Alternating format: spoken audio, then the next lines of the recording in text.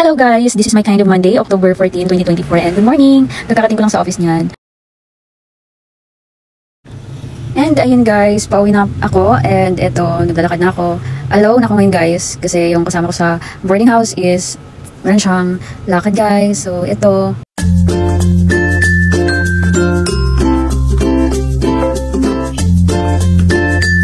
At mag-isa din tayong kakain guys. So again, nandito ako sa favorite restaurant ko guys. Kain na naman ako ng dinner. So ito na naman yung dinner ko guys. Masarap talaga yung manok nila dito at hindi ko alam. Pinabalikan ko talaga siya guys dahil sa sarap guys. So ayan, let's eat muna. Sa mga hindi pa kumain dyan, kumain na kayo guys. Don't forget to take care of yourself and kumain sa tamang oras.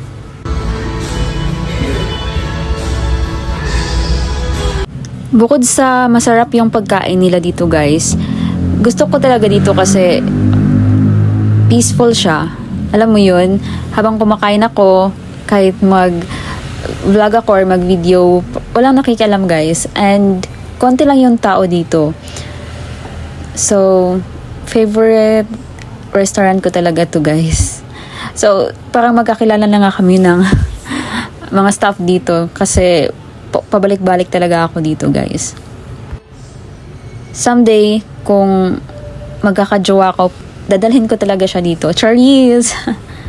Nice and cozy as always. I love the vibe here, guys. Kita niyo yan, guys. Ang laki ng manok at ang lutong. Ang sarap talaga ng manok, guys. So, ayan, pakita ko lang sa inyo. Ayan, guys. Kitang-kita nyo naman, diba? Tingin pa lang. Charis. Ang masarap talaga siya guys, as in yung flavor na in order ko today is barbecue. Marami silang flavors guys. So may yung in-order namin dati ay garlic parmesan, ganun. Marami siya guys. So kung gusto niyo ng medyo manamis-tamis, try niyo tong barbecue. Hoy, hindi sponsored to guys ha. Masarap lang talaga yung manok nila dito at pagkain nila dito guys. So ayan, hindi ko lang maiwasang i-share. And take note guys ha na for only 99 pesos lang to. Value meal to guys. At syempre may kasama na siyang iced tea. And guys, may binabasa nga pala ako ngayong book guys. Ang title niya is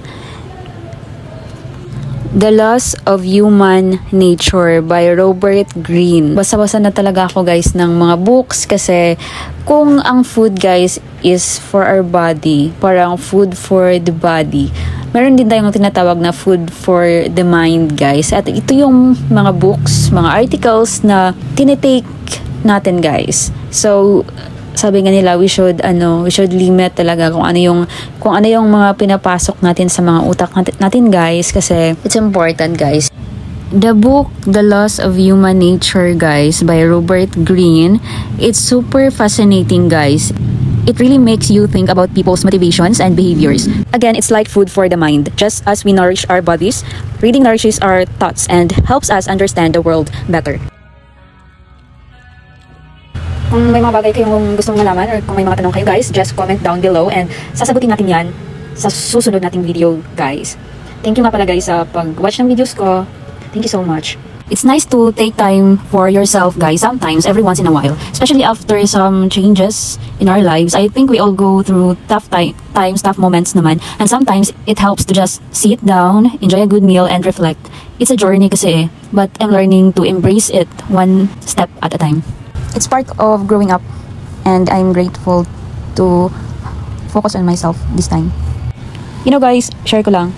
It's hard to be an adult and you got your heart broken. Kasi you have to go to work. You still have to have the courage and the strength to wake up each day.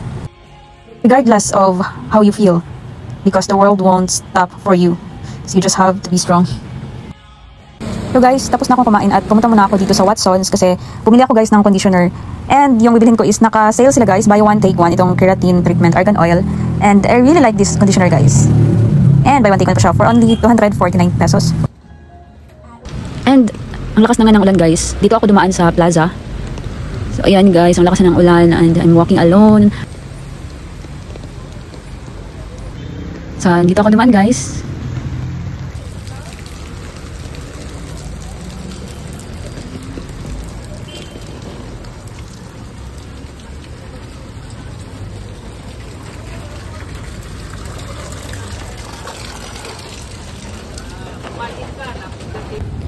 Yan guys, nakasakay na ako sa wakas ng tricycle at nasa front seat tayo guys. Yan, nakaka-prank mag-vlog, mag-video. And finally, we're here na guys sa boarding house and napaka-galing guys kasi pinifilm ko sana yung sarili ko papasok ng boarding house. Ipagkalabas ko, naiwan ko yung susi sa loob. At ayan guys, natagalan talaga kasi umuulan sa labas tapos naiwan ko yung susi so hindi ako maka-open ng gate guys. Ang galing. So, that's all guys for today's video. So, thank you so much for watching and see you in my next video. Bye-bye!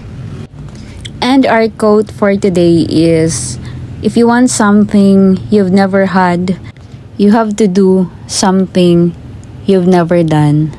Like working very, very, very hard, guys. Thank you so much, guys, for watching. I love you all. Bye!